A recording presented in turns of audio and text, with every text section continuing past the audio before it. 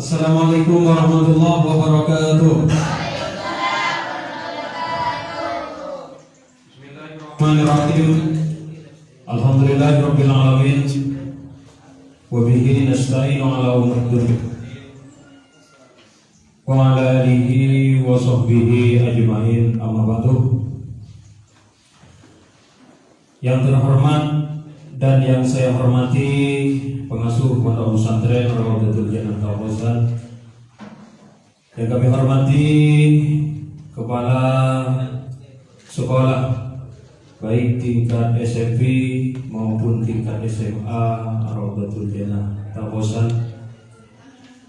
yang kami hormati ketua panitia penyelenggara MPNS masa pengenalan lingkungan sekolah tahun pelajaran 2023-2024. Yang kami hormati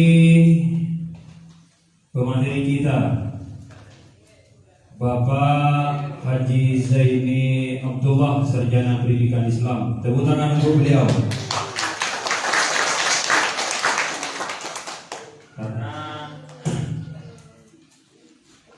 Kita sulit untuk mendatangkan pemateri seperti beliau karena jadwal beliau sangat padat sekali. Ini merupakan anugerah terbesar bagi kita sehingga bisa mendatangkan pemateri pada kesempatan pagi hari ini, yaitu Bapak Haji Zaini Abdullah selaku manajer swalayan Al-Rizki sekaligus tenaga edukatif SMP dan SMA Rawdatul Janah. Mudah-mudahan beliau diberi panjang umur oleh Allah Subhanahu wa taala. Selanjutnya langsung saja saya akan membacakan kurikulum vitae beliau. Nama beliau Zaini Abdullah, lahir di Pamekasan pada tanggal 11 November tahun 1972. Beliau sudah sepuh namun kelihatannya masih muda. Pendidikan beliau pada tahun 1999 beliau setelah lulus di pendidikan dasarnya beliau langsung mondok ke Pondok Pesantren Membaul Ulum Bata-Bata.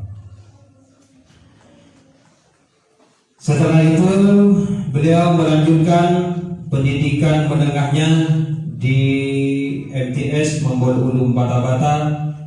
Setelah itu melanjutkan pendidikan tingkat atasnya di Madrasah Membaul Ulum Bata-Bata.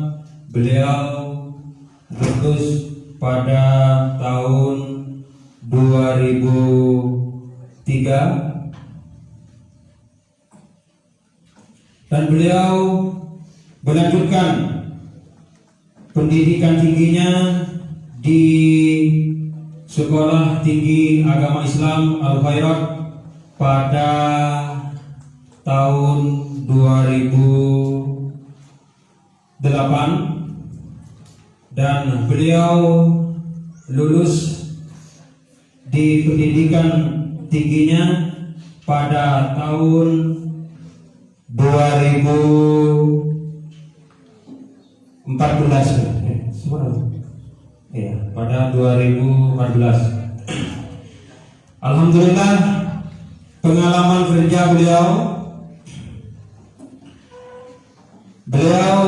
pada tahun 2014 beliau kerja di Mandiri Sampang. Beliau juga memang ijazahnya pendidikan agama Islam, namun dari kecerdikan dan keunggulan beliau bisa menyumbangkan pemikirannya di Bank Mandiri Sampang. Beliau karirnya bukan hanya di Sampang, beliau juga melanjutkan karirnya di Bank Mandiri Taspen di Pamekasan. Namun beliau resign, beliau mengundurkan diri dari saking padatnya beliau, karena beliau sekarang jadi mengelola toko swalayan Al Rizki. Di samping itu, bukan hanya itu, beliau juga jadi pengajar kita. Tepuk tangan untuk beliau.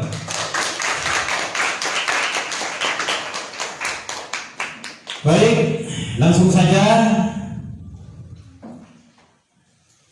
Kalian sudah mengenal pemateri kita pada kesempatan pagi hari ini.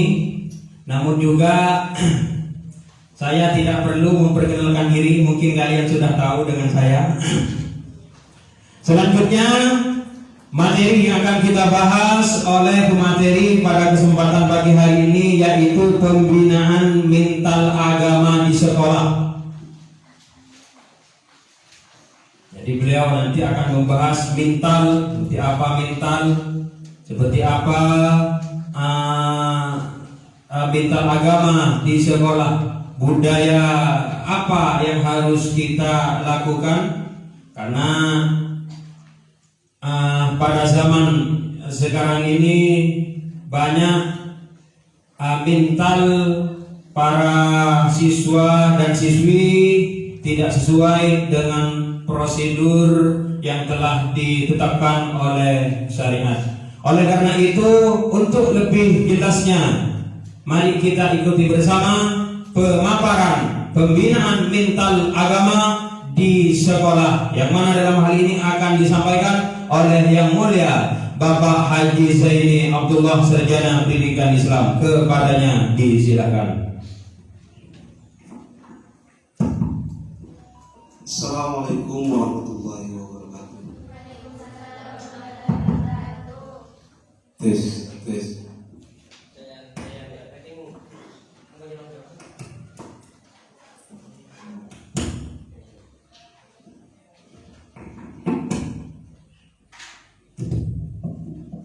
Satu.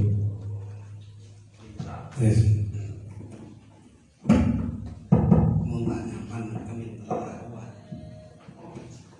Bismillahirrahmanirrahim.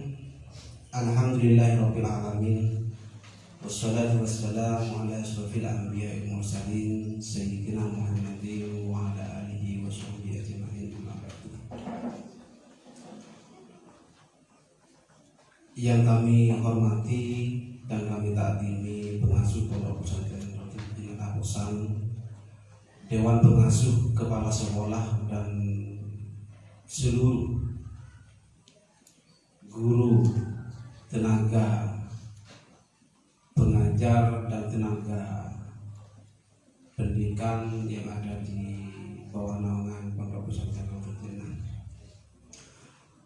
Syukur alhamdulillah kita ucapkan, karena dalam kesempatan kali ini kita diberi kesemangatan hidup, kesemangatan dalam menjalankan aktivitas sesuai apa yang diarahkan oleh Tuhan. Amin. Sholatan wa salaman mari kita haturkan kepada baginda kita Nabi besar Muhammad SAW, yang mana beliau dengan susah payah, beliau adalah orang yang paling cinta terhadap umatnya, yakni kita semua, sehingga kita bisa diarahkan kepada alam yang lebih baik. Para adik-adik siswa,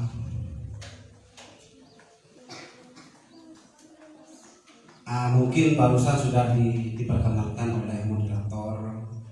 Semuanya itu benar, hanya ada tanggal yang salah, ada umurnya ketuaan, Pak. ketuaan umurnya. Jadi saya akan perkenalkan sedikit ya. Nama saya Zaini Abdullah. Perkenalkan sedikit.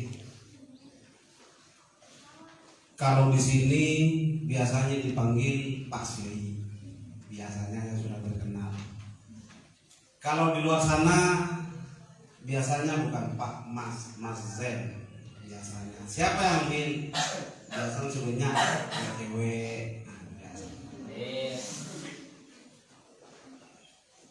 Jadi pendidikan saya, dulu saya lahirnya di Pamekasan, tanggal lahir di Pamekasan, Tanjung.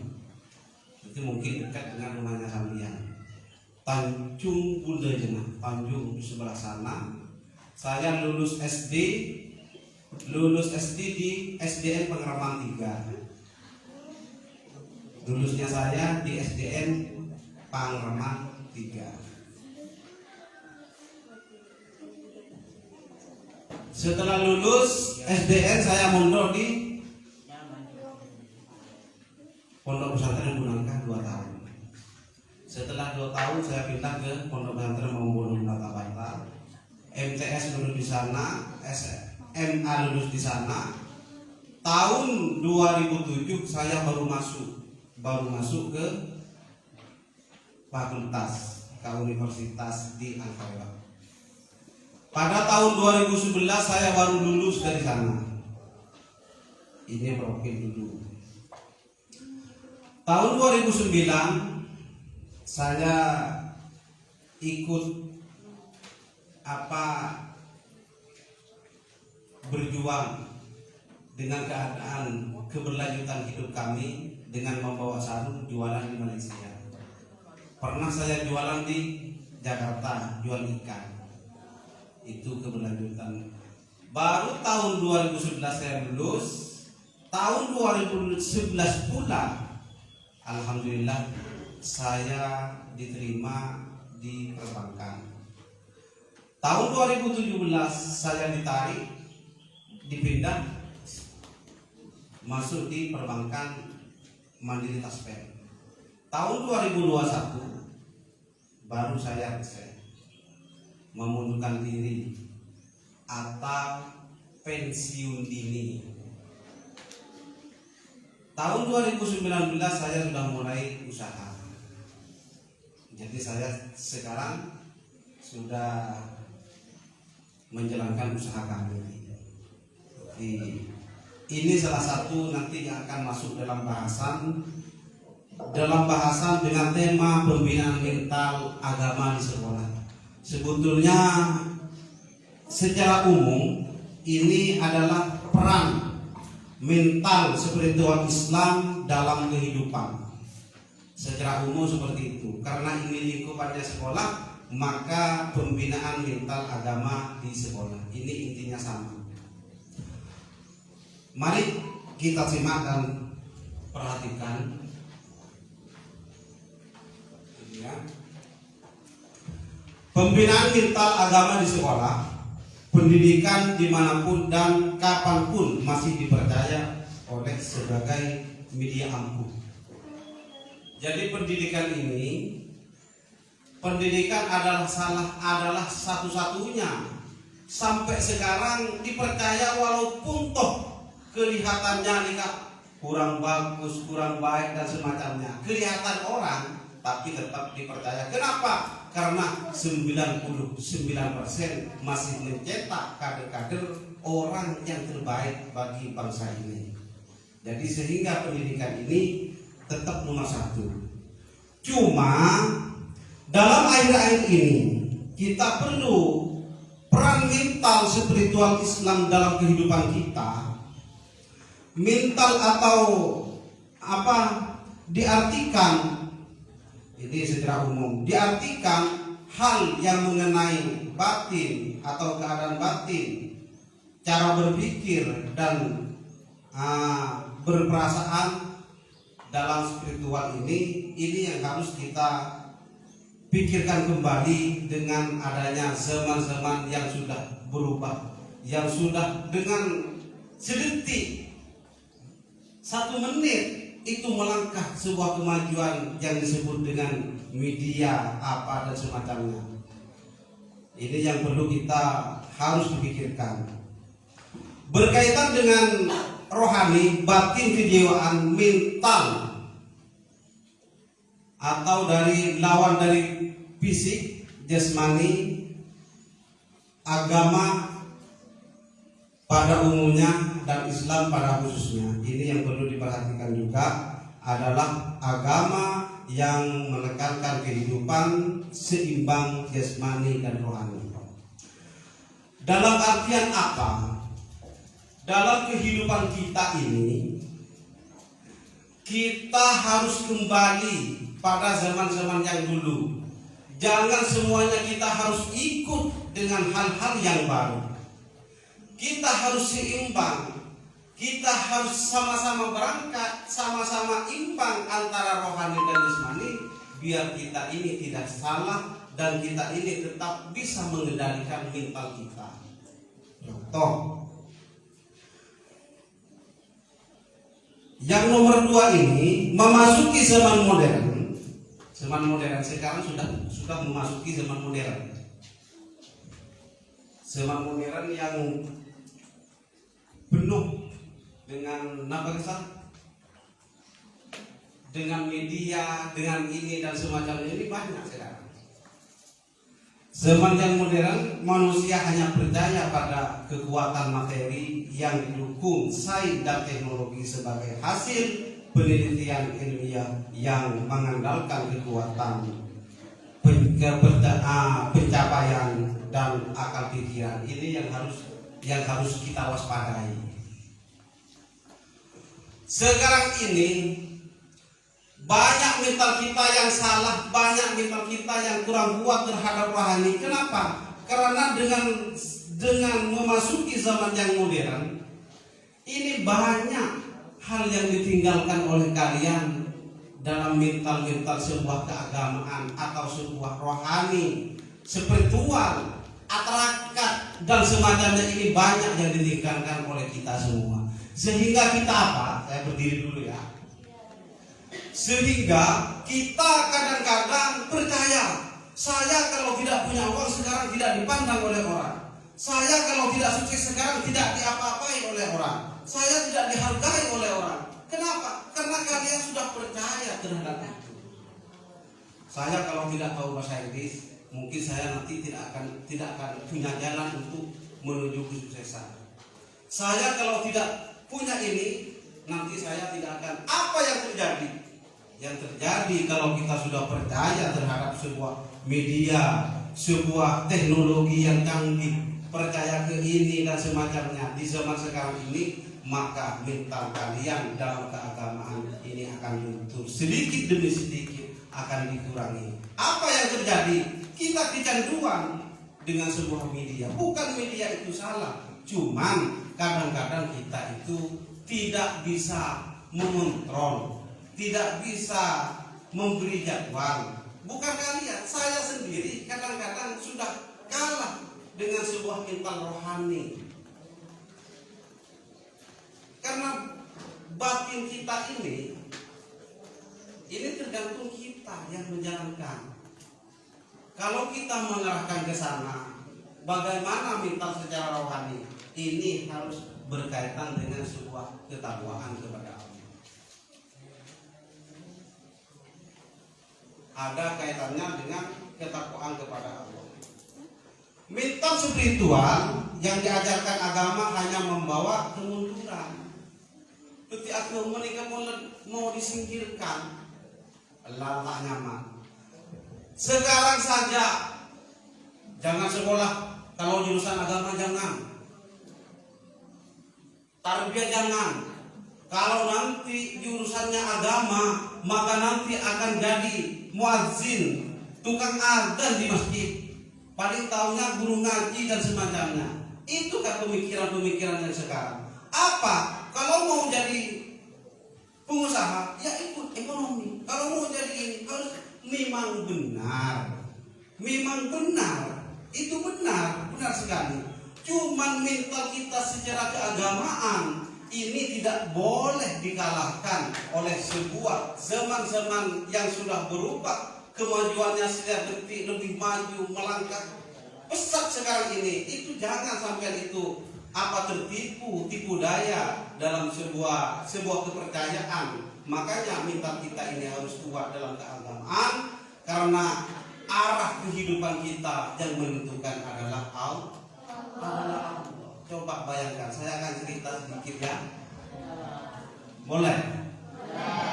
Saya akan cerita sedikit. Waktu saya keluar dari pondok pesantren Bata-Bata, langsung ditugaskan bukan di mana, di desa. Benih di sekolah, di desa. Di desa mana? Pengaan. Dalam rangka apa? Tugas dalam pernikahan. Jadi saya langsung nikah kawin. Benih di sekolah.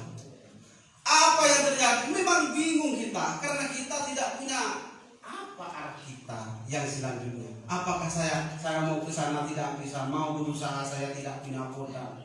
Pikiran sudah buntu. Apa yang terjadi? Jika mental kita ini kuat, maka kita akan masuk kepada sebuah spiritual rohani. Mari kita dekatkan kita kepada Allah Subhanahu wa taala. Minta permohonan kepada Allah. Kenapa? Karena satu-satunya yang bisa mengarahkan, memberikan semua jalan yang lebih baik hanya Allah.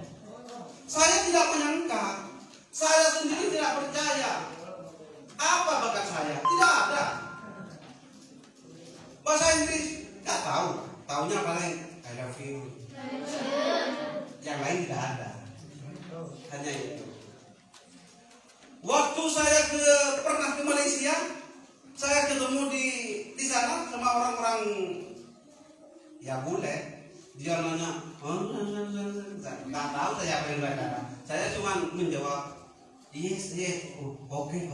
Berarti benar jawaban saya. Padahal saya juga tidak tahu kan artinya.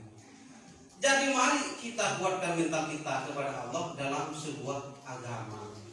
Bukan kita percaya terhadap sebuah jurusan ini. Saya harus, kalau mau sukses dia harus ini. Memang benar. Cuman kita harus 75% harus arahkan kepada itu. Dengan apa? Mari kita ikut dengan pengajian-pengajian taklim, sekolah ini, sekolah keagamaan. Mari kita bangun malam, sholat tahajud. Ini yang akan memberikan jalan kepada kita semua. Bukan sebuah arah yang diarahkan oleh kami. Ini sebuah cerita kehidupan saya. Pada suatu ketika, pada tahun 2004, saya disuruh ngajar di sini. Padahal saya tidak punya kompeten apa-apa, tidak punya pengetahuan sama sekali. Cuman kita hanya berdoa, semoga kita bisa diarahkan kepada jalan yang lebih baik. Itu saja. Selalu meminta kepada Tuhan. Setiap malam bangun minta kepada Tuhan. Kalau malam Jumat, saya pasti ada di, insya Allah sampai sekarang pasti ada di Astaghfirullahaladzim ini. Makanya kalian yang sempat silahkan ke sana. Insya Allah dengan ridha Allah pasti kalian akan diberikan sesuatu yang tidak disangka oleh Tuhan. Tapi kepada kita tetap, mental kita tetap kepada Allah. Ini kan mental dalam keagamaan. Suatu ketika, melanjutkan cerita ini, saya berjalan kemana-mana. Jakarta ini sudah saya jalani. Bahkan saya menjadi tukang jual ikan. Dari setelah sholat maghrib saya berangkat, jam 3 pagi saya baru pulang. Berapa bayarannya? Saya sama istri saya. Bayarannya hanya 10.000, 10.000. Berarti 2 orang 20.000. Dari maghrib sampai pagi dibayar 20.000, 2 orang. Bayangkan. Mau apa enggak kan? Enggak mau. Ini perjuangan. Tapi saya tidak putus asa karena saya selalu bersama Tuhan. Minta terus kepada Allah, ya Allah. Minta selalu kepada Tuhan. Ini salah satu spiritual tirakat kita Bukan kita hanya mengandalkan sebuah teknologi yang sekarang canggih sehingga kita lupa, sehingga kita harus belajar lagi tentang keagamaan atau mental dalam keagamaan, khususnya di sekolah ini. Ini yang perlu kalian lakukan biar kalian tidak salah dalam mengarahkan diri kita sendiri kepada jalan yang lebih baik. Pada tahun 2011 ini saya mencoba melamar ke perbankan. Melamar ke perbankan, saya diterima menjadi apa? Apa pegawai atau apa? Saya diterima menjadi security. Security berdiri seharian di pintu masuk. Apakah ini dalam sebuah arahan saya dalam pendidikan? Tidak. Ini dari Tuhan. Ini mental, sebagian masuk dalam mental dalam keagamaan. 4 bulan kemudian apa yang terjadi? Makanya ayo kita tingkatkan kepada Allah. Kita tingkatkan arah mental kita ini. Bagaimana mental kita ini kuat sekuat mungkin. Kalau diukur bisa 90%. Jadi sebenarnya sekarang teknologi ini ini semuanya bukan kita tidak percaya, cuma kita jangan sampai mengorbankan mental kita secara agama demi hal-hal yang baru. Kan seperti itu. 4 bulan menjadi security, ada salah satu penyebab, ada berangkas uang. Berangkas uang ini yang tidak bisa dibuka oleh pimpinan saya. Orang yang mau ngambil uang sudah banyak di luar antri, mau mengambil uang itu tidak bisa. Apakah kodenya salah diputar? Tidak bisa. Apa yang terjadi? Saya didorong oleh Tuhan, didorong mungkin untuk maju terhadap maju ke berangkas itu. Dan saya mungkin ini adalah arahan dari Tuhan, karena kita selalu percaya kepada Tuhan, sehingga kita diberi arahan untuk memukul berangkas itu. Kalau sampean menyangka mungkin Pak saya ini sakti, saya pukul 3 kali berangkas itu, Pak. Bismillahirrahmanirrahim, saya pukul 3 kali itu berangkas. Apa yang terjadi, Pak? Coba dibuka. Dibuka bisa. Ini dengan pukulan saya. Apakah ini kekuatan atau jurusan saya yang pendidikan ini? Padahal ini perbankan. Sorenya saya dipanggil oleh pimpinan Zen. Sini, jangan pulang dulu ya. Iya Pak, ada apa Pak?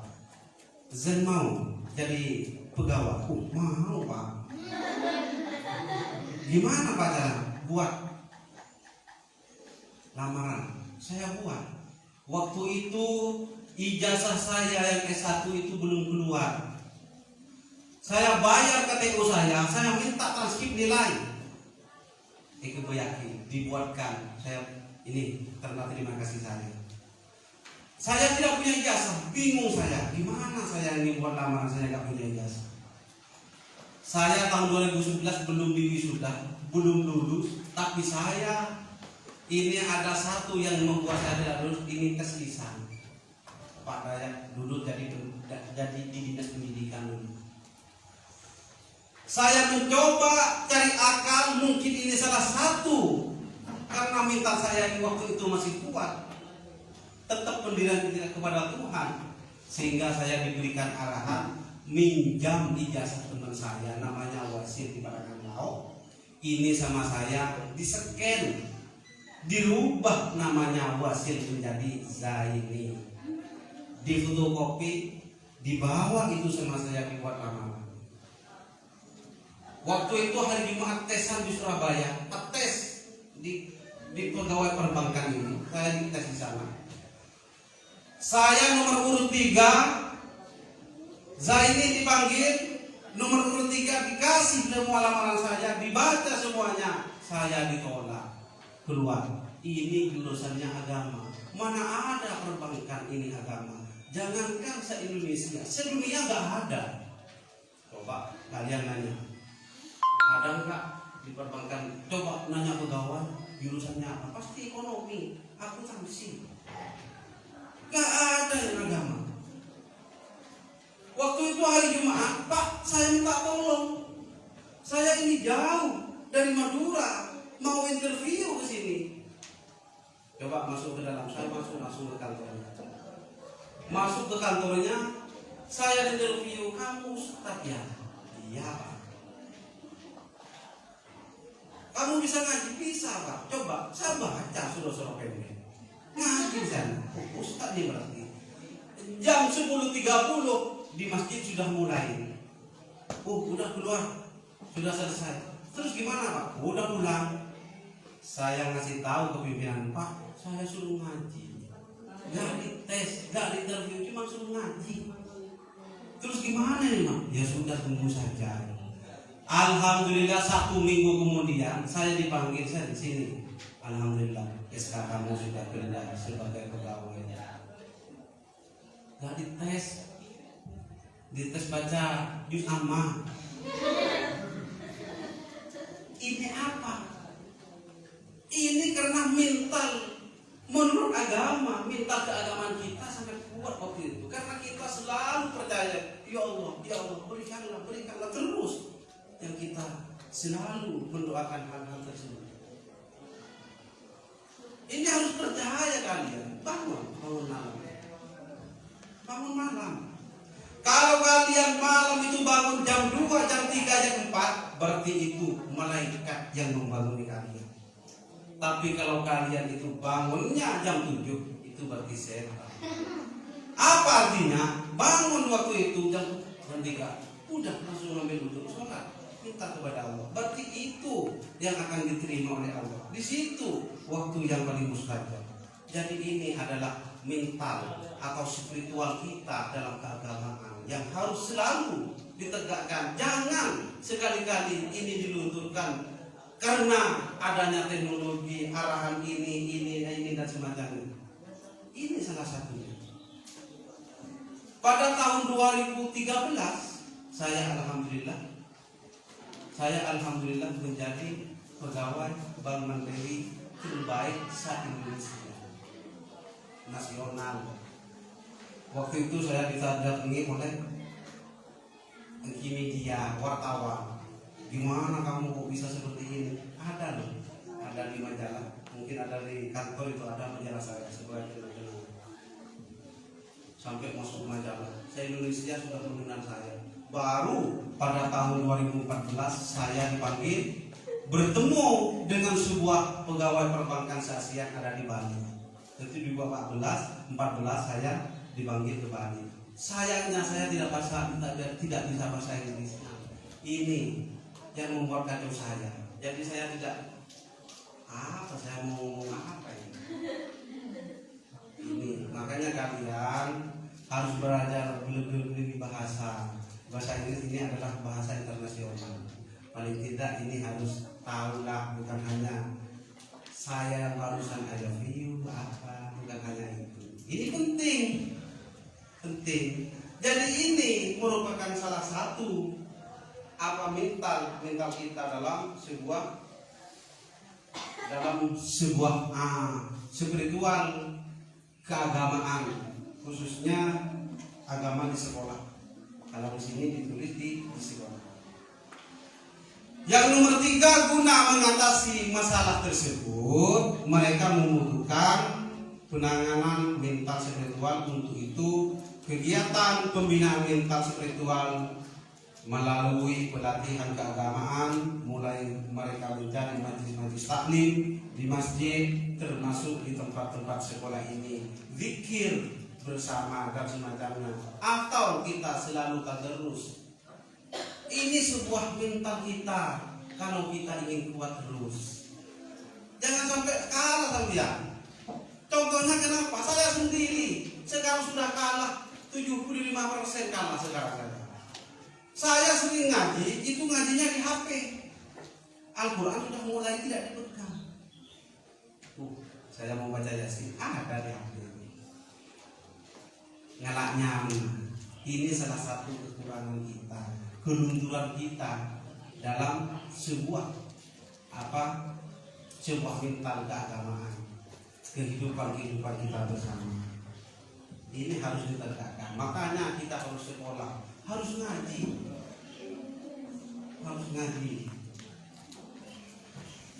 Yang nomor 4 terkait dengan pembinaan mental atau spiritual ini, Islam mengajarkan hal-hal sebagai berikut. 1. Bahwa dalam beragama, khususnya dalam ibadah, senantiasa melibatkan fisik sebagaimana yang terdapat dalam ajaran ibadah ritual seperti sholat, kurban, dan haji dengan sebagai gerakan bacaan dan bacaan-bacaan ya seperti tadarus, kitab dan sebagainya. Ini harus selalu ditekankan. Makanya santri-santri yang ada di pondok pesantren, anak-anak didik yang ada di sekolah, ayo kita baca lagi. Pokoknya ini salah satunya cara. Terus tanpa adanya kesadaran mental spiritual yang demikian itu, maka ibadah kita hanya berhenti pada simbol dan formalitas tanpa makna. Tidak ada arti sama sekali. Tadi artinya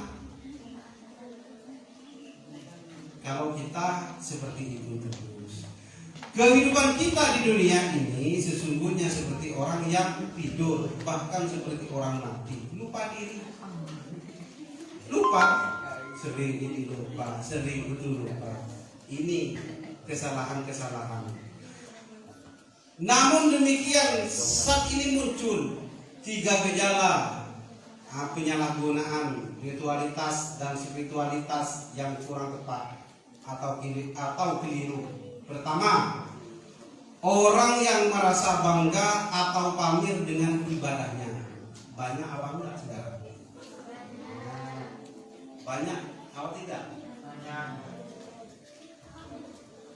Banyak yang pakai Facebook. Pernah kan? Kalau saya sudah berhenti 3 bulan yang lalu sampai sekarang berhenti. Tidak ada. Yang ada sekarang hanya WA saja, nggak ada yang lain. Tidak pakai. Kenapa? Karena itu memang kesalahan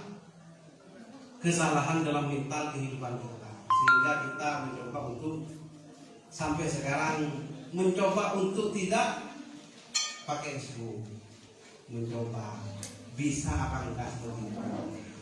Dan di situ ada dengan sebuah ibadah yang seperti itu, yang dibuat pajangan ini, penampilan dan sebagainya. Ibadah haji misalkan itu kan banyak. Cuman itu semuanya tergantung pada niatnya. Ada yang mempunyai niat, bukan saya pamer, cuman saya ingin memotivasi terhadap orang lain.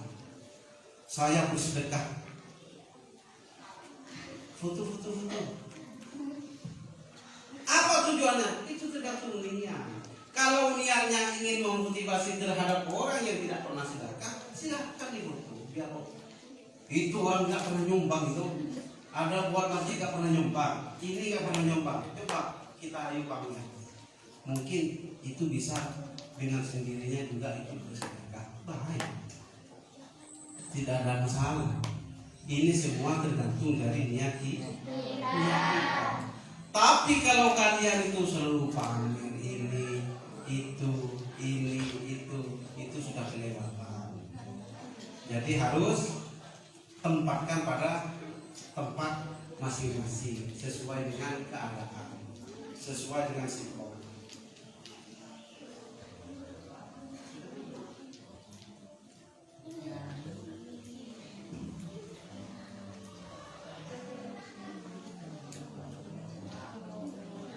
Terus strategi pembinaan mental menurut Islam.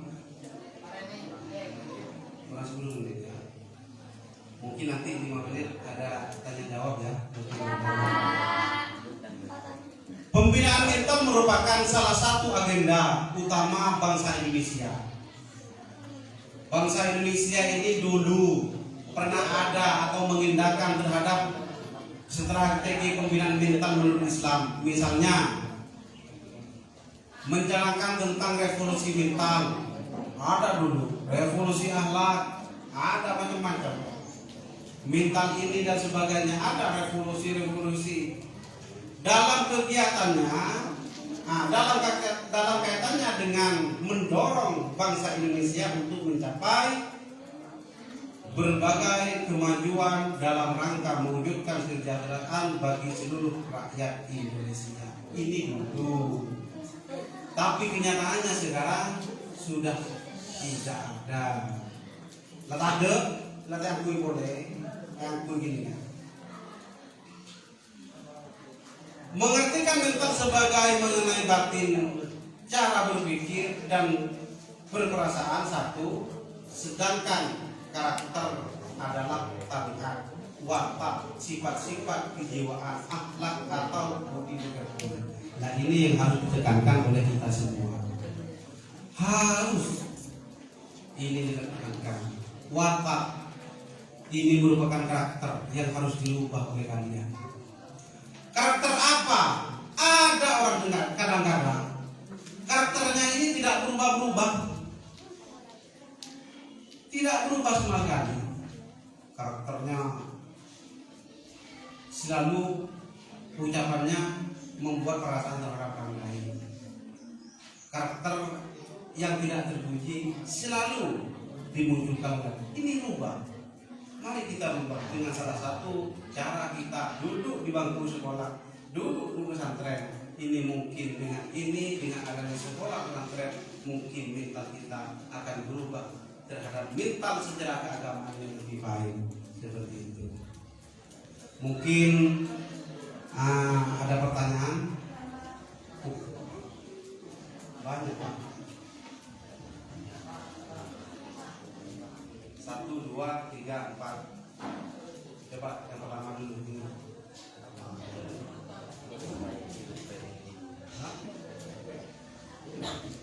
Bismillahirrahmanirrahim. Tata cara bertanya, sebutkan kelompoknya kelompok apa, namanya siapa. Dipersilakan.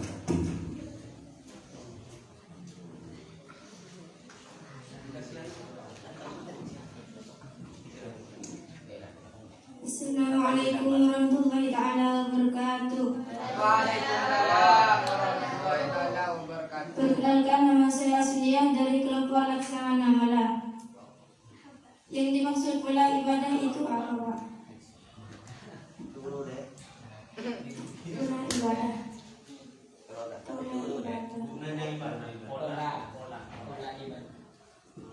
Oh iya, terima kasih. Tadi saya lihat memang menyimak, cuman ketika sampai pada pola ibadah, nah sudah punya satu pertanyaan, maka yang lain tidak didengarkan. Kira-kira ada tak yang seperti itu? Banyak, saya sudah perhatikan tadi. Yang mau Pak dijawab pola ibadah. Pola.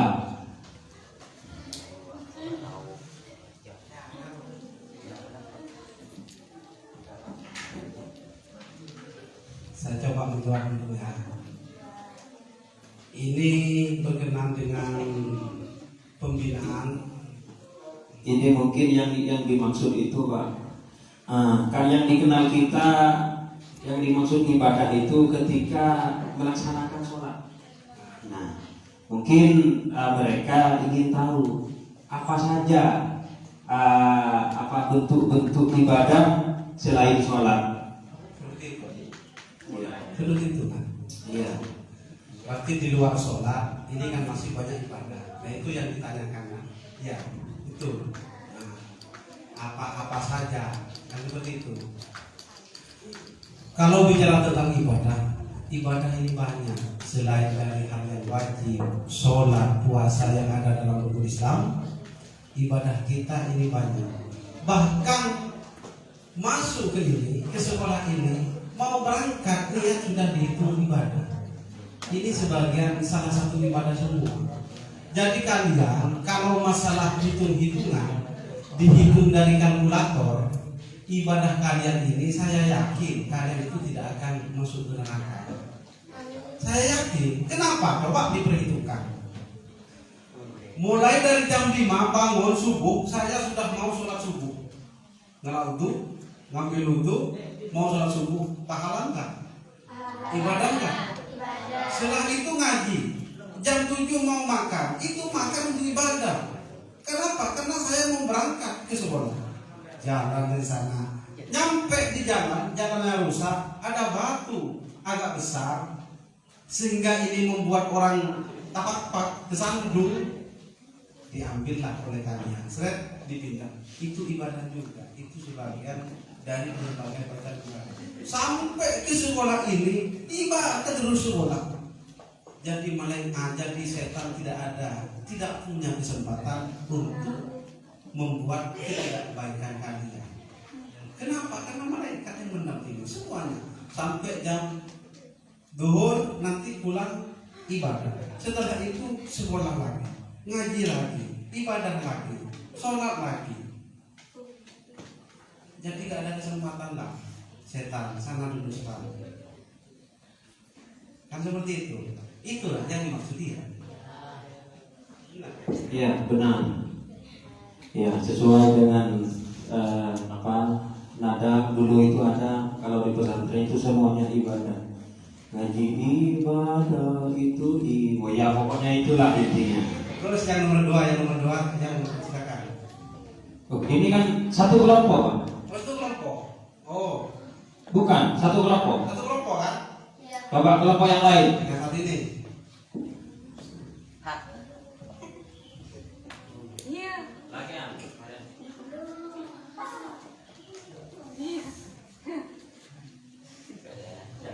Assalamualaikum warahmatullahi wabarakatuh.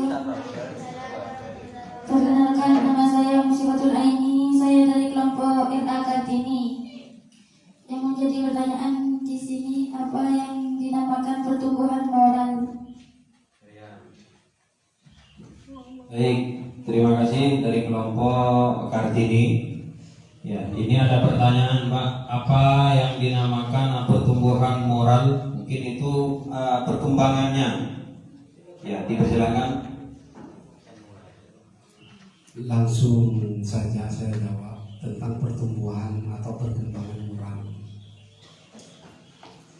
Bicara orang yang tidak punya moral, ya kalau saya ambil contoh, ada orang gila. Yang namanya gila, ya tidak bisa disebutkan seperti itu. Cuma ada orang yang waras itu sama dengan orang gila.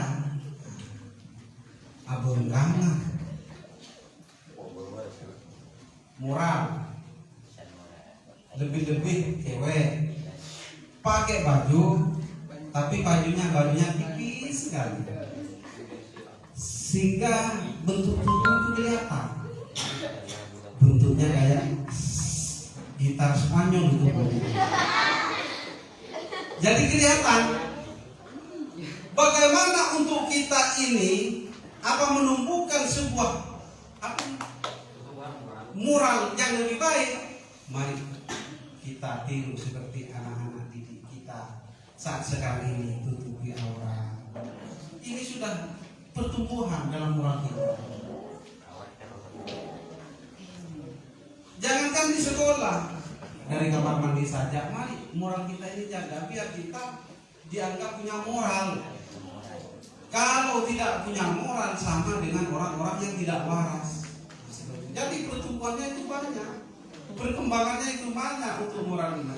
Intinya orang itu lebih baik dari karakter, baik dari akhlakul karimah, baik dari perkataan, sehingga orang itu bisa menempatkan sesuatu pada tempatnya. Itu sudah masuk pada kategori moral yang paling bagus.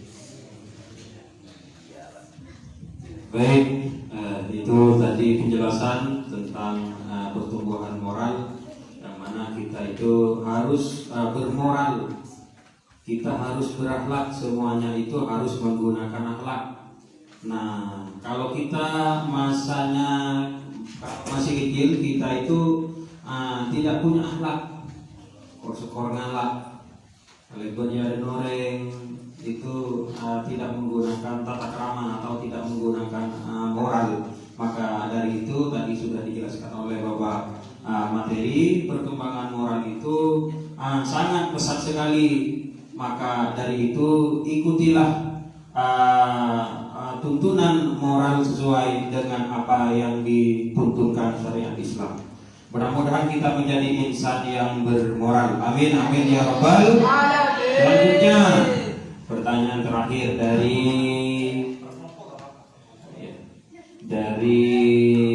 Putra, silakan. Sudah saya tanya. Tidak ada.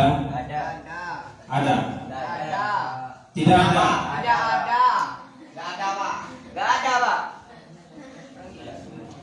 Yang lain terakhir. Ya, silakan.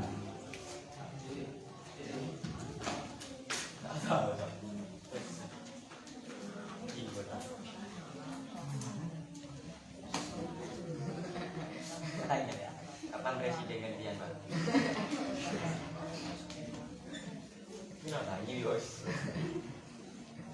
Assalamualaikum warahmatullahi wabarakatuh. Waalaikumsalam warahmatullahi wabarakatuh. Perkenalkan, nama saya Rafida dari kelompok Fatmawati.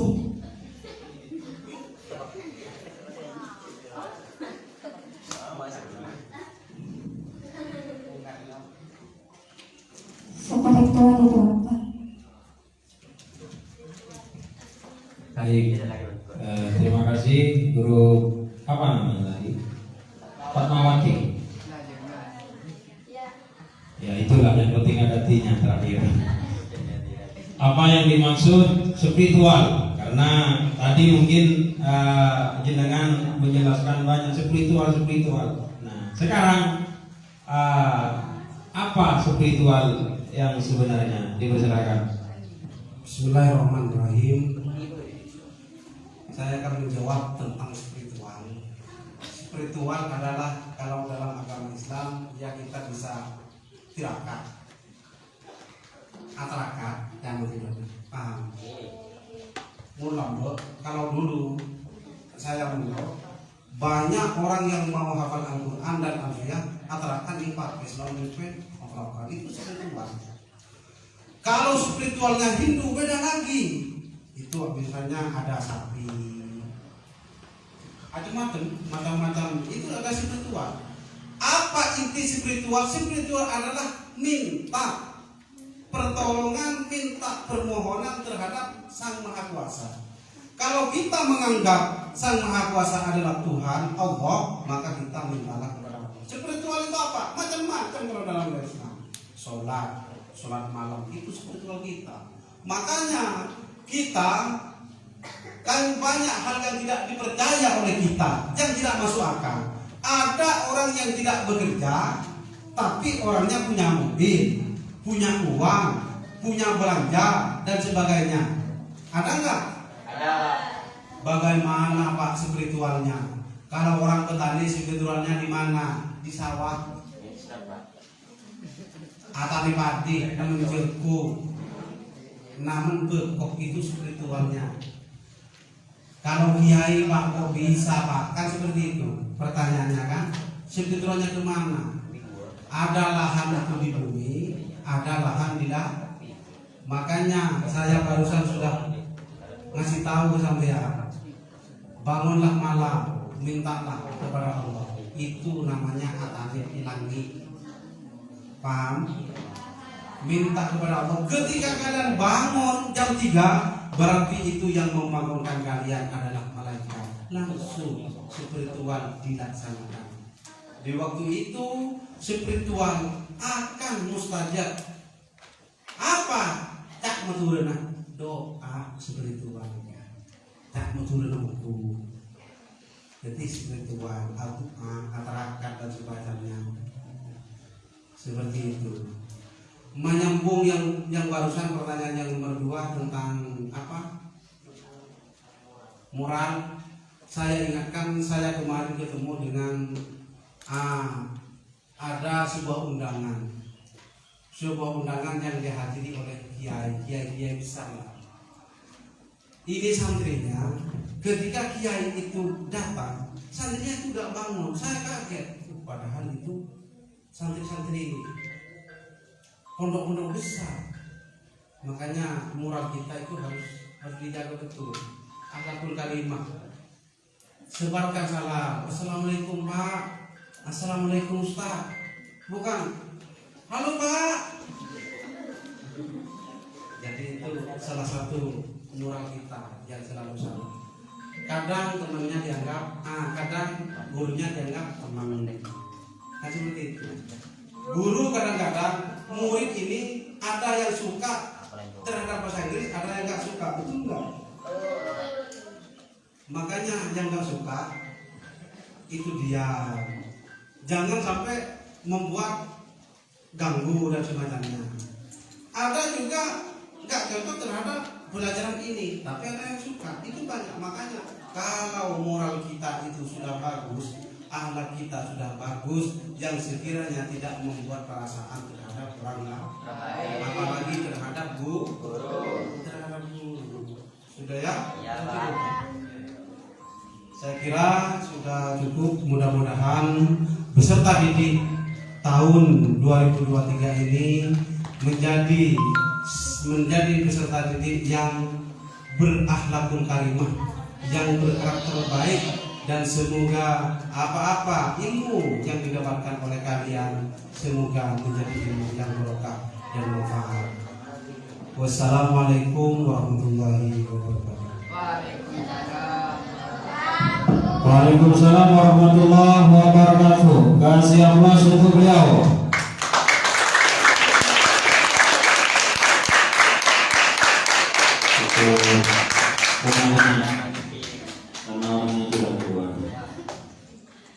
Alhamdulillah, kita patut bersyukur kepada Allah Subhanahu wa taala karena pagi hari ini kita sudah dapat tambahan ilmu. Maka itu yang harus kita syukurkan kepada Allah Subhanahu wa taala. Dan banyak di luar sana ingin belajar, ingin mencari ilmu seperti kalian, namun apa daya mereka tidak punya materi, dan juga mereka ada bukan cuma tidak punya materi, ada mereka yang fisiknya cacat tidak sempurna seperti kita. Maka kita berbanyaklah bersyukur kepada Allah Subhanahu wa taala karena di pagi hari ini kita masih berkumpul bersama teman-teman kita. Alhamdulillah.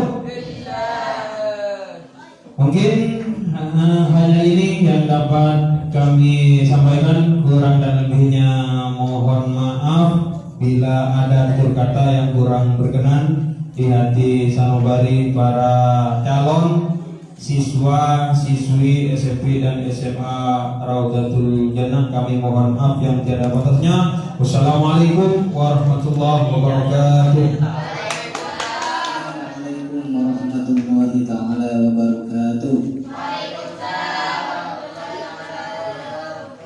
Apa kabar kalian semua? Ya, sudah baik.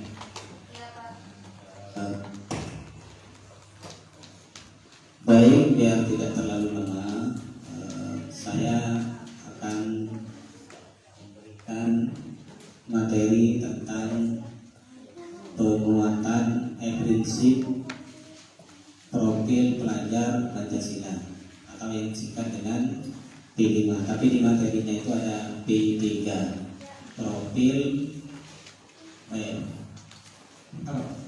penguatan profil Pancasila, pelajar Pancasila. Jadi profil pelajar Pancasila itu, ya. Namun sebelumnya kalian bisa berkonsentrasi, bisa, masih bisa ya, karena otak manusia itu menurut penelitian riset otak, kemampuan berpikir manusia itu hanya 30 menit freshnya. Setelah itu maka kemampuan berpikir otak manusia itu akan turun.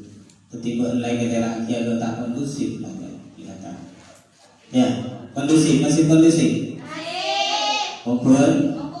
Atau ya. Coba saya tes konsentrasi dulu. Kalau saya begini, kalian tepuk tangan 2 kali. Kalau begini, 3 kali. Ini melatih konsentrasi mata dan konsentrasi pikiran kalian ya. Kalau begini, coba 1 kali saja. Lihat, halo semuanya. Halo, tangan di atas. Lihat tangan saya. Ya, 2. Coba saya tes dulu. Ya, oke. 1 kali lagi.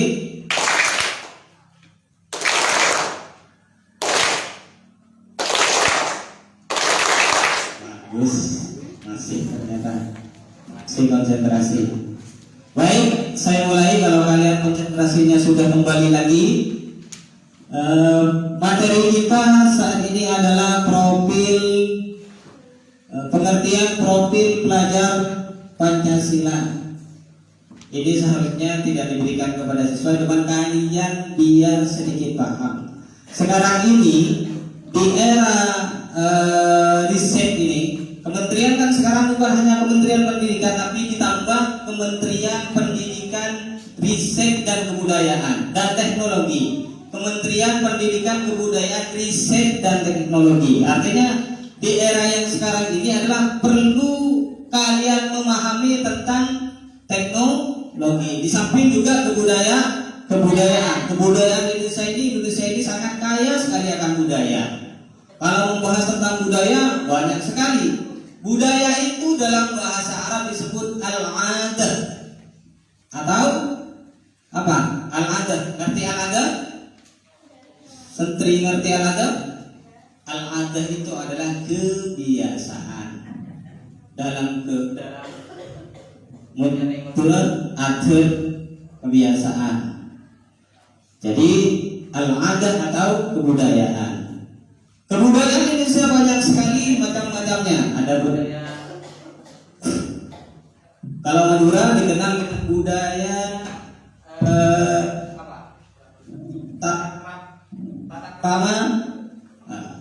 tata keramanya.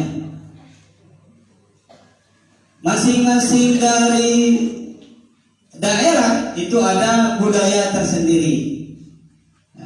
Madura itu dibagi menjadi 4 daerah. Daerah Timur atau Kabupaten Sumeneb, Pamekasan, Sampang, dan Bangkalan. Baik, sebelum selanjutnya, pengertian profil pelajar Pancasila, definisinya profil pelajar Pancasila adalah merupakan sejumlah ciri karakter dan kompetensi yang diharapkan untuk diraih oleh peserta didik yang didasarkan pada nilai luhur Pancasila.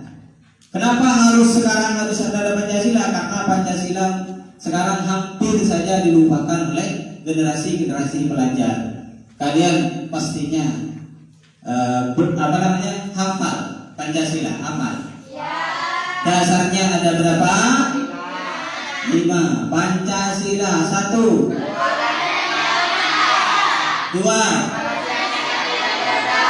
3, 4,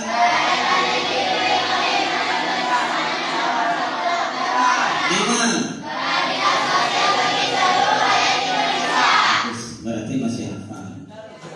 Kemudian selanjutnya kegunaan profil pelajar Pancasila 1. Ada gunanya. Kenapa harus profil Pancasila? Menerjemahkan tujuan dan visi pendidikan ke dalam format yang lebih mudah dipahami oleh seluruh pemangku kepentingan pendidikan. Yang pertama, menerjemahkan tujuan dan visi. Setiap sekolah itu memiliki visi. Kalau di sini visinya itu mencetak generasi yang handal di dalam teknologi dan pengetahuan, juga beramakul kalimah. Kemudian yang kedua, menjadikan kompas bagi pendidik dan pelajar Indonesia. Menjadikan kompas bagi pendidik dan pelajar Indonesia. Tahu kompas? Kompas itu apa? Kalau kompas itu penunjuk arah. Kompas itu menunjuk.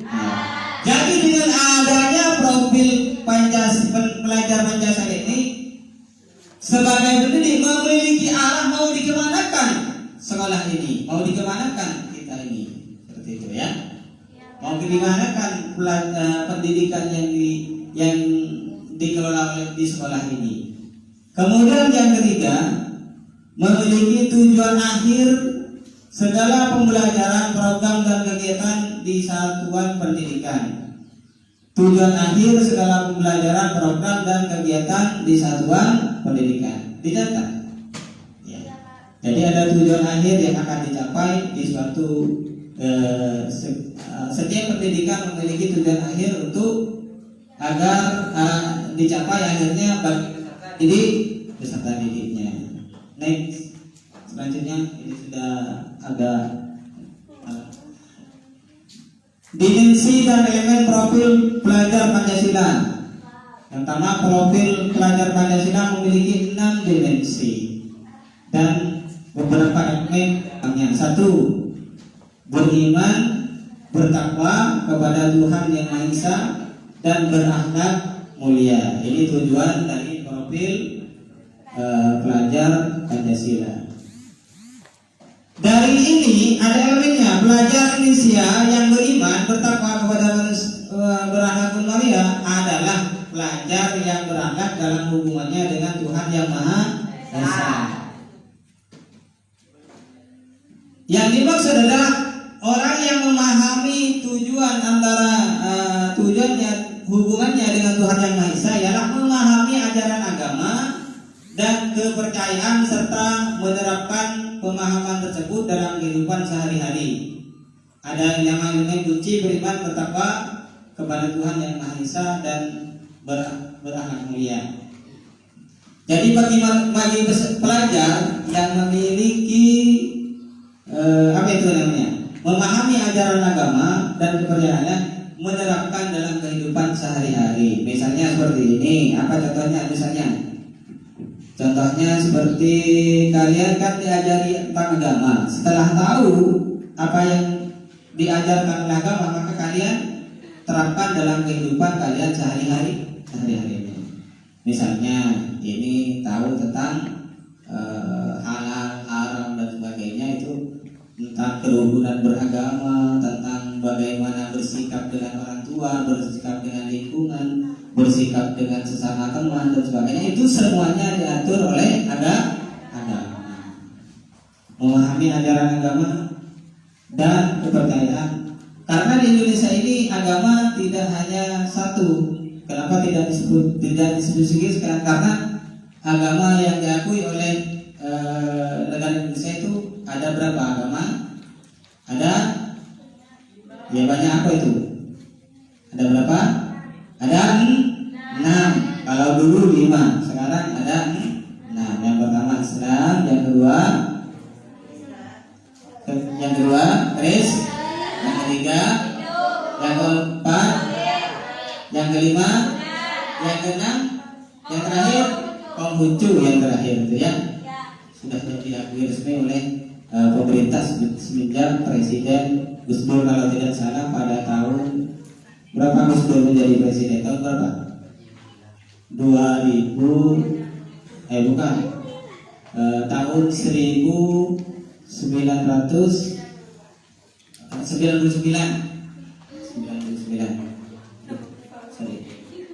Terus selanjutnya berkebinekaan global. Berkebinekaan global artinya bineka itu apa? Berbeda-beda tapi tetap satu. Bineka Tunggal Ika. Bineka itu artinya berbeda-beda. Tunggal itu satu, Ika itu kepercayaan.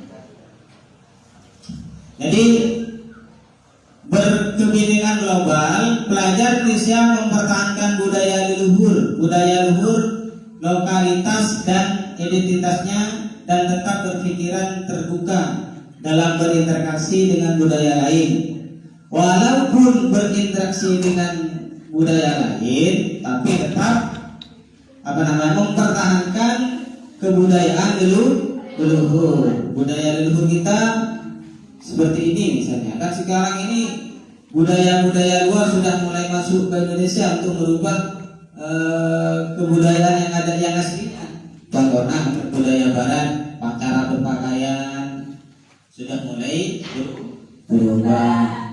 Mulai dari cara berpakaian, kemudian nantinya setelah cara berpakaiannya dirubah, masuk kepada cara berpikirnya dirubah juga, sehingga orang yang terkontaminasi dengan pemikiran luar maka akan cenderung melupakan budaya-budaya yang asli pada di Indonesia, leluhur kita. Contohnya seperti cara berpakaian kita, kemben. Kalau dulu kita pakai samper, sekarang sudah hampir tidak ada yang pakai samper. Belum tahu pakai samper? Ya, kalau masih tahu. Kemudian pakai kebaya, tahu kebaya? Sekarang sudah hampir tidak ada orang yang pakai kebaya. Masih ada. Iya. Kemudian cara berpakaiannya, cara apa? Kalau bertemu berjabat tangan, yang benar itu bukan begini, tapi yang lebih tua mencium tangan, yang lebih muda mencium tangan yang lebih tua. Itu budaya. Kalau di luar sana tidak seperti itu, berjabat tangan itu cuma seperti ini. Hampir saja leluhur budaya leluhur kita ini hampir sudah terkontaminasi dengan budaya asing. Cara berpikir juga kalau sudah terkontaminasi dengan budaya asing maka tidak mau tanda leluhur tahlilan, tanda apa boleh? Doa-doa tanda. Pokoknya banyak. Sekarang sudah hampir. Kalian jangan sampai terkontaminasi dengan budaya luar yang tidak sesuai dengan leluhur kita. Orang anak rokata karena sudah terkontaminasi dengan budaya luar. Tak aja apa hubungannya? Orang ngaji tak ada hubungannya. Orang tak, sehingga kalau sudah terlalu parah kontaminasinya nantinya bisa jadi tak percaya tidak percaya bahwa setelah mati manusia itu akan hidup lagi, tak percaya mereka paham komunisnya. Hampir sekarang sudah banyak marasuki di kalangan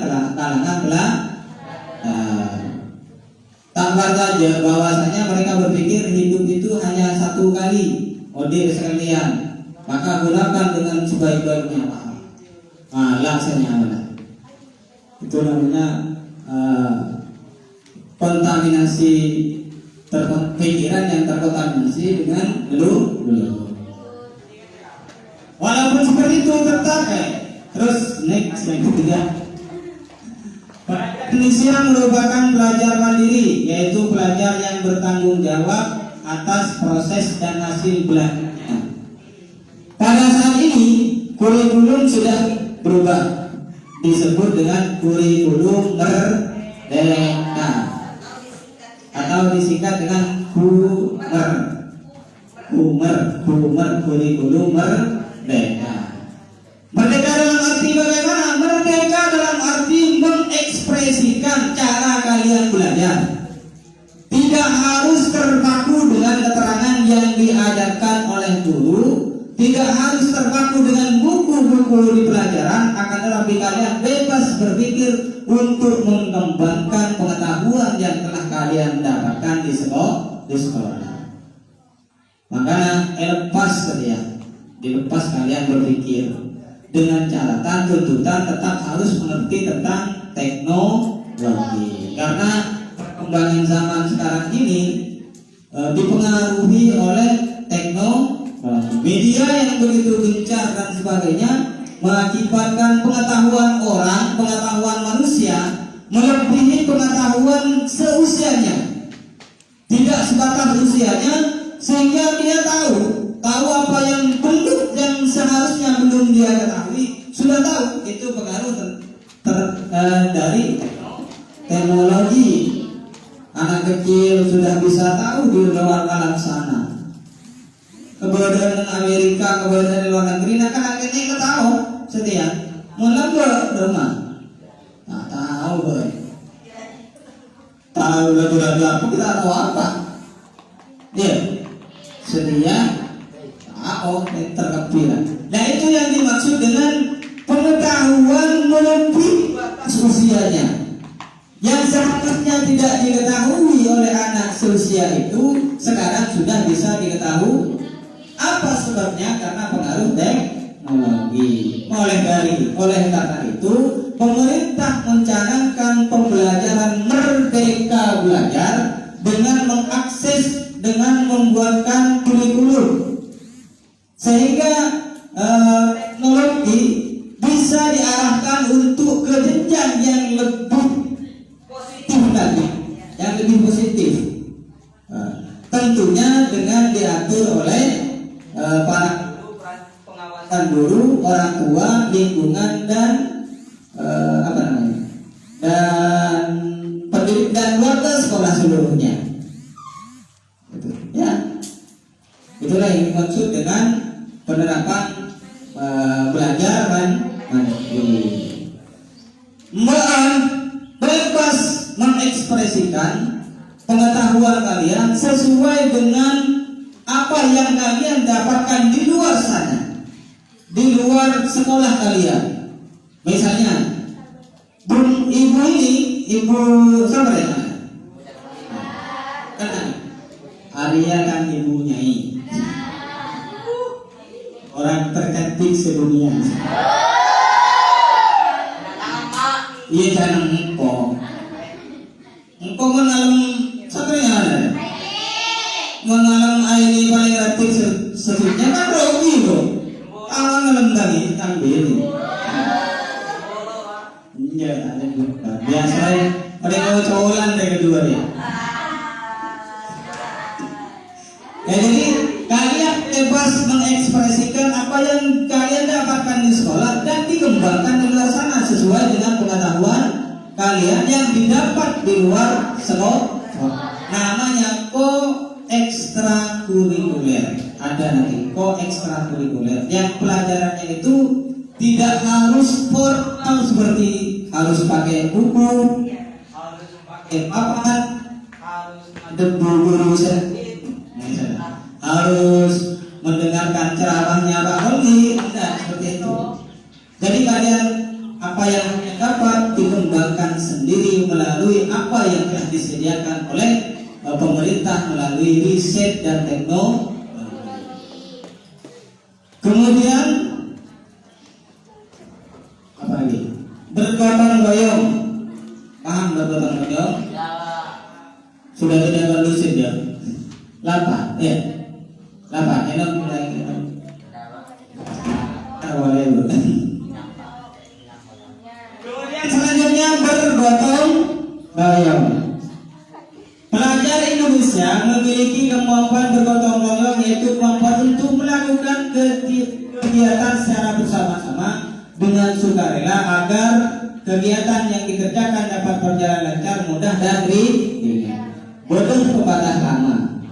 Ringan sama berat sama coba sampai saya bisa memecahkan peribahasa berarti peribahasa ada ya mon peribahasa mon buka bilang tuanya beri peribahasa ping mon tuk itu cerum eloma itu bahasanya betul nih. Aslinya berikan tidak dari pernah bon, mereka stetik keberan-beran ngalah sebenih haan. Bacanya mana beri bahasa.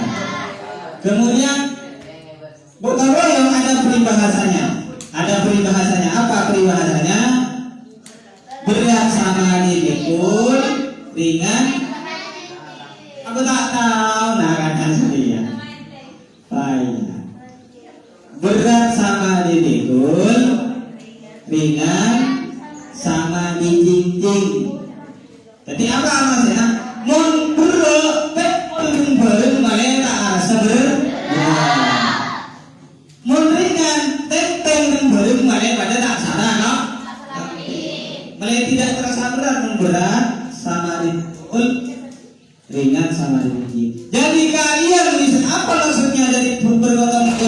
pembelajaran, ada yang bisa memberikan contoh bergotong royong dalam pembelajaran? Ada? Bisa?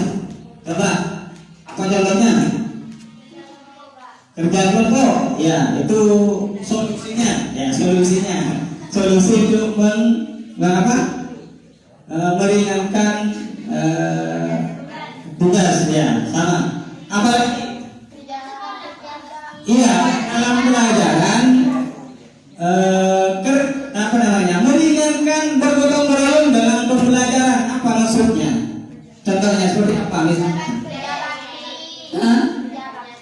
Loh, ayo pelajaran. Contohnya ini, saya lihat sini. Misalnya si Yuli belajar sendiri dan tidak bisa memahami apa yang yang si Yuli ini pelajari. Kemudian dia bertanya kepada temannya atau berdiskusi dengan teman yang lebih tahu. Bukan yang lebih tahu, dengan teman sejawatnya misalnya, dengan teman sekelas atau teman lainnya. Kemudian dari akhirnya dengan berdiskusi, dengan bertanya, dengan dengan bertukar pendapat, maka apa yang tidak diketahui oleh Yuli akhirnya bisa terpecah. Dari Yuli karena tahu dengan hari guna ongkong orang ini hari apa? Hari kita belajar coba yang di internet. Oh iya, itu namanya bergotong royong dalam bersama-sama untuk melancarkan suatu pembelajaran atau suatu pekerjaan atau suatu pelajaran. Kemudian next yang kelima, elemen dari P5 dari P3 sudah jadi 3. Bernalar kritis artinya pikirannya itu tidak hanya terpaku kepada satu itu saja. Misalnya kalian tahu contohnya seperti ini, kalian di pelajaran agama PI-nya Pak Romli yang ajar nanti di SMA-nya, bahwasanya menyentuh laki-laki dengan perempuan yang bukan mahram itu bisa membatalkan. Kalian tidak terpaku hanya itu saja, bisa apa? Ibadah tolong, itu ya. Bernalar kritis itu berpikir, apa nggak bisa bertahan? Nah itu menimbulkan pertanyaan, apa yang kalian dapat dari pelajaran dikembangkan lagi, dipikirkan lagi, tidak diambil mentah-mentah pelajaran yang kalian dapat dari sekolah atau dari buku. Bernalar kritis artinya berpikir bagaimana cara mengembangkan pengetahuannya. Saya ajar di mudah. Misalnya ibu coba tak tahu matematika. Misalnya ajar kuadrat apa? Hitungan kuadrat itu biasanya bagi kira. Misal kuadrat 2 berarti 2 pangkat 2 berarti 2 kali 2. Itu namanya kuadrat, bener ya? Kuadrat. Jadi itu ditanyakan, dikembangkan lagi. Yang dimaksud dengan bernalar kritis itu artinya setiap apa yang kalian dapat dikembangkan. Bagaimana cara untuk mengembangkan apa yang kalian dapatkan melalui cara berpikir. Paham ya? Yulma tak yuk? Enggak. Kelangan dong.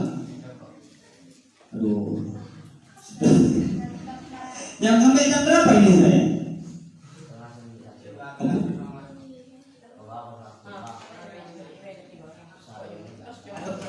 Sampai jam berapa saya?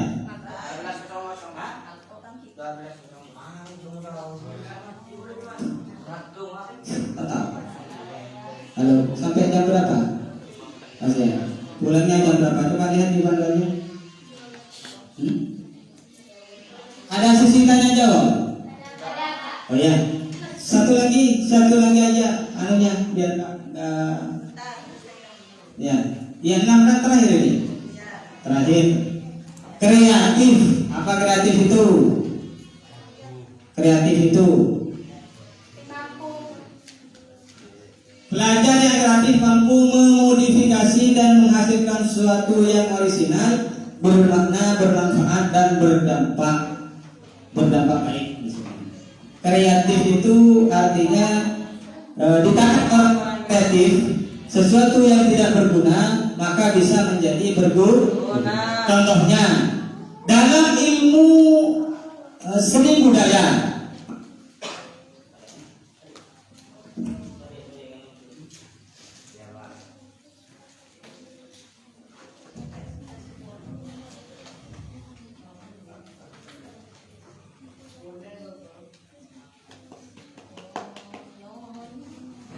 yang terakhir adalah kreatif. Saya bahas itu aja ya. Mau dilanjut atau gimana? Lanjut. Sampai dewi. Ada sesi tanya jawab ya. Di tangan siswa yang kreatif, sesuatu yang tidak berguna bisa menjadi berguna dan bermanfaat. Contohnya, misalnya kalian melihat botol apa namanya? Botol minuman.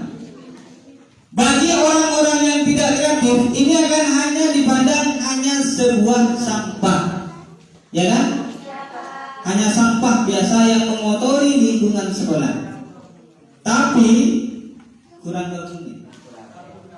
Oke, ya.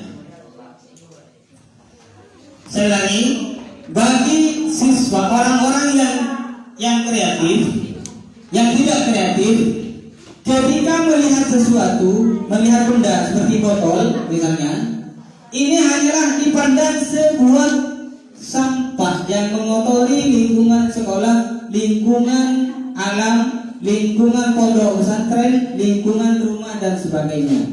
Tapi di tangan orang-orang yang kreatif, maka sampah ini bisa dirubah menjadi suatu hal yang bermanfaat dan yang berguna. Contohnya, misalnya kalian termasuk pelajar yang kreatif. Kalian termasuk pelajar yang kreatif.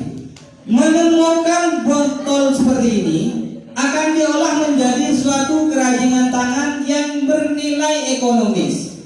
Tahu ekonomis? Yang nantinya bisa menghasilkan uang. Di sini sebenarnya banyak. Saya pernah ikut pelatihan NUKS. NUKS itu nomor urut kepala sekolah. Saya ikut pelatihannya 1 bulan kuliah. Di sana banyak pengalaman sekali yang seharusnya dikembangkan oleh peserta didik di sini. Misalnya seperti sampah banyak berserakan itu. Sampah mau didina yang di rumah. Buang, bakar. Kalau kalian kreatif, maka sampah-sampah yang botol seperti ini harusnya dikumpulkan, kemudian bisa dijual. Hasil dari penjualannya itu bisa dimanfaatkan untuk sarana sekolah. Bisa lagi dibuat menjadi kerajinan tangan seperti vas bunga, seperti pokoknya banyak. Seperti misalnya kan sekarang ada botol aqua dijadikan bunga. Kalau sampai bagus kan bisa dijual, gitu ya, bisa menghasilkan uang. Kemudian itu contoh di